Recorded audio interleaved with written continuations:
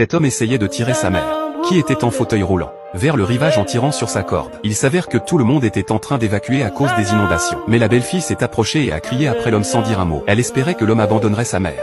Sinon ils ne pourraient pas s'échapper tous les deux. Peu après leur départ, les deux frères sont venus voir la vieille femme en fauteuil roulant, car ne voulaient pas abandonner la vieille dame. Jacques n'a pas eu d'autre choix que d'aider son frère. Tous deux ont transporté la vieille dame jusqu'à son domicile et se sont bien occupés d'elle. Lorsque Jacques est venu changer d'équipe, il ne s'attendait pas à ce que la vieille dame se réveille soudainement. Elle n'avait toujours pas d'énergie. Mais elle sortit un paquet d'or de ses vêtements et espéra que Jacques la ramènerait chez elle. En attendant que Karl revienne après la découverte de la disparition de son Jacques, il ne s'attendait pas à ce que Jacques soit déjà venu à la villa, au milieu de la robe d'or, qui est aussi très puissante. L'homme avait également honte d'avoir abandonné sa mère. Alors que Jacques était assis sur le banc pour appeler Karl, il a été kidnappé par la famille. Il est rapidement ligoté et on lui confisque même son or. Jacques pensait qu'il allait être torturé. C'est alors que Karl est arrivé, avec la vieille dame en remorque.